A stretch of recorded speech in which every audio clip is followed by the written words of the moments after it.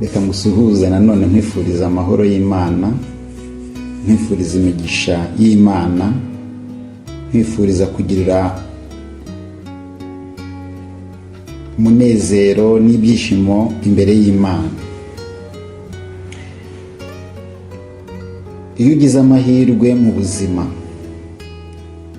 Imana ikagushoboza kubyara abana, uba wifuza ko abana bawe bazavamo abantu bazima. Wifuza ko abana bawe wabaha inama zabafasha mu buzima bwose. Ngiye kugusangiza inama 5 zikomeye mpa abana banjye, nawe ahari zagufasha niba uri umwana, nawe ahari zagufasha uri umubyeyi. Reka izi nama tuzitegera amatwi.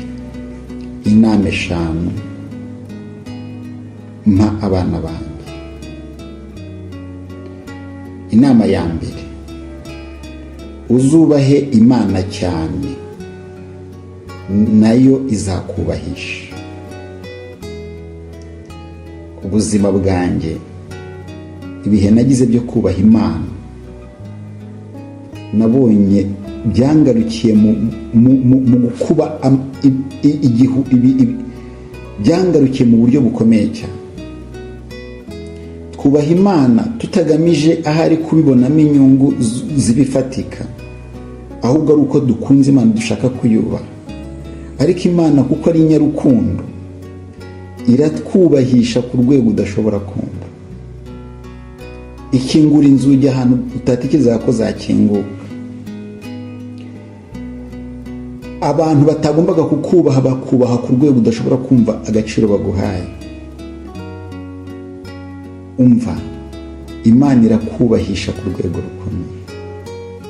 Ibyabaye kuri Yozefu, ubwo bamugurishaga agakomeza akanamba ku Mana, akaba umuntu wubaha Imana, ibyamubayeho mu cyumba cy'umugore wa Potifari, ariko akanga agahagarara ku kubaha Imana, ibyo ngibyo nyuma Imana ikamukura muri gereza, ikamwicaza ahantu hakomeye cyane, akayobora igihugu cya Egiputa.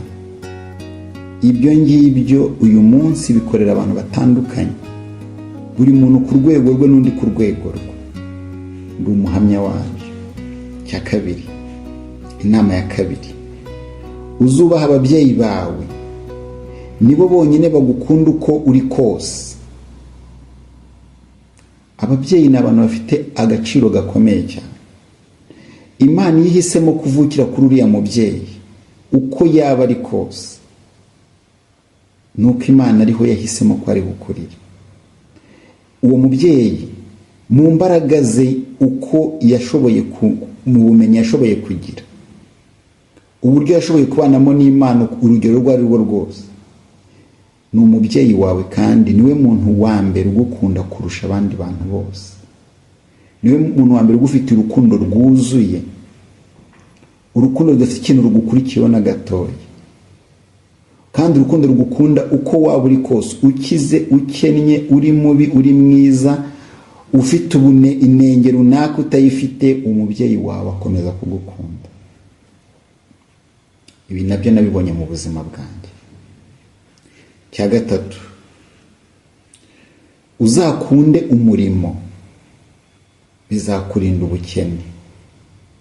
Iri jambo hari umuntu waryumva kumva ko hari abantu bazakunda umurimo bazaba bakire cyane badasanzwe. Oya, buriya hari ubukire tugira, ntitubarwe mu bakire ariko turi abakire. Ugasanga rwose urashima Imana ko ubayeho udasabiriza. Ndetse hari amagambo nkunda cyane avuga ngo iyo ufite igisenge hejuru yawe, ukaba ufite ibyo kurya munsi y'icyo gisenge, ukaba ufite ibyo kwambara, kandi ukaba ufite aho kuryama, waryama ugasinzira, uri umukire. Rero kunda umurimo, ukore cyane, ubashe kugira iby'ingenzi ukeneye, by'ingenzi rwose, uzaba uri umukire rwose. Ukunda umurimo, bizakurinda ubukene. Icya 4, uzicishe bugufi. Mwana wanjye, uzicishe bugufi. Kwicisha bugufi ni ikintu cyabuze muri iyi minsi.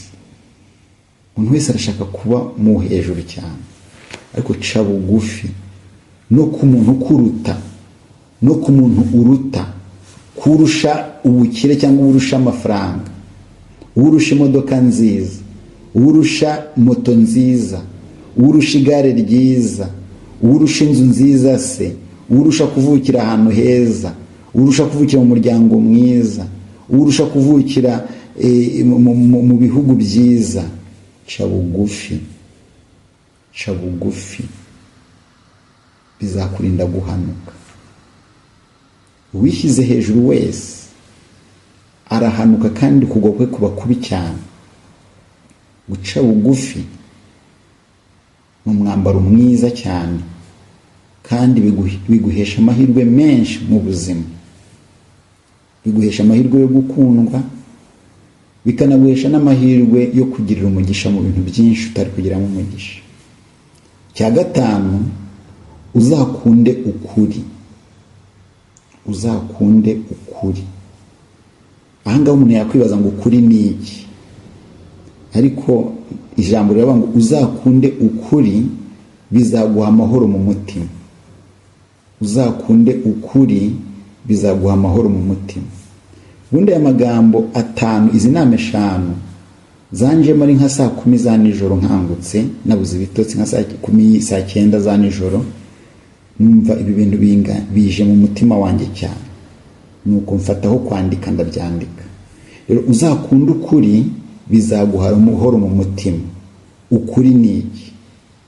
Mu by'ukuri ukuri ni iki? Kuko abantu bose bagenda bagira ukuri kwe, n'undi akagira ukuri kwe, n'undi akagira ukuri kwe. Ukuri nta wundi ni Yesu. Yesu aravuze ngo ni nzira n'ukuri n'ubugingo. Yesu ntiyigeze aryamira, ntiyigeze abindyarya. Yesu ntiyigeze aca ku ruhande ibyo agomba kuvuga. Yesu ni umunyakuri, Yesu niwe kuri, Yesu ni inzira, niwe kuri, niwe bugingo. Uzakunda ukuri, uzakunde Yesu. Azakugisha kuvuga ukuri kose, kandi uko kuri mvuga ni ukuvuga uko ibintu biri, mutabiciye ku ruhande. Ibi abantu bamwe bazakwanga kuko badakunda umuntu uvuga ukuri. Na Yesu baramwanze, abatambye babwije ukuri, abantu batandukanye babwije ukuri baramwanga pe. Ariko uyu munsi Yesu niwe muntu uvugwa. Abatambye bamwanze, ibyo bavugwaho n'ibyo Yesu avugwaho uyu munsi biratandukanye. Ukuri rero ni ikintu gikomeye, bizaguha amahoro mu mutima, kuko utigeze uvuga ikintu cy'ikinyoma na kimwe, utigeze uhimba, utigeze ushaka gusebya umuntu, utigeze ushaka kubangamira umuntu uwo ari we wese. Wavuze ukuri kugira ngo kubashe gukiza, kandi ukuri ni nk'inkota ityaye, kurahinguranya mu mutima kugashwanyuza, ariko wemeye kukwakira kuramukiza. Ikindi, ukuri n'ikinyoma. Ikinyoma kirirukanka kikavuga kikagera ahantu kure cyane, ndetse kiragenda kikagera kuri bariyeri imbere y'ibindi. Ukuri kukiri mu nzira, kukiri gutangirwa n'ibintu byinshi, ariko ikinyoma kize kuri bariyeri nticyambuka, kuko baba bakivumbuye ko ari ikinyoma. Basanga kidafite ibyangombwa by'ukuri byo kwambuka, ariko ukuri yo kuhageze nta nubwo gusabwa ibyangombwa, kuko niko kuri. Ukuri kukambuka, ikinyoma kigasigara aho ngaho. Rero ukuri ni ikintu kizima. Umwana wawe, umwana wanjye akwiriye gukunda ukuri. Uzubaha Imana cyane, nizakubahisha cya mbere. Cya kabiri, uzubaha ababyeyi bawe, nibo bonyine bagukunda ukuri kose. Cya gatatu, uzakunda umurimo, bizakurinda ubukene. Cya kane, uzicishe bugufi, bizakurinda guhanuka. Cya gatanu, uzakunda ukuri, bizaguha amahoro mu mutima. Aya magambo nifuje ko tuyasangira kugira ngo azagirire undi muntu uwo ari we wese akamaro, amwubake cyangwa amwubakire umwana we, amugirire neza. Rero Yesu akomeze kudufasha, adushoboze kugendera mu murongo muzima, kandi kubaha Imana nicyo cya mbere. Ibindi byose agenda bitwigisha, kuko amategeko y'Imana yuzuyemo ibi byose. Reka rero dukomeze kugira umugisha ku Mana. Nibyo nkwifuriza, nanjye ndabyifuriza mu izina rya Yesu.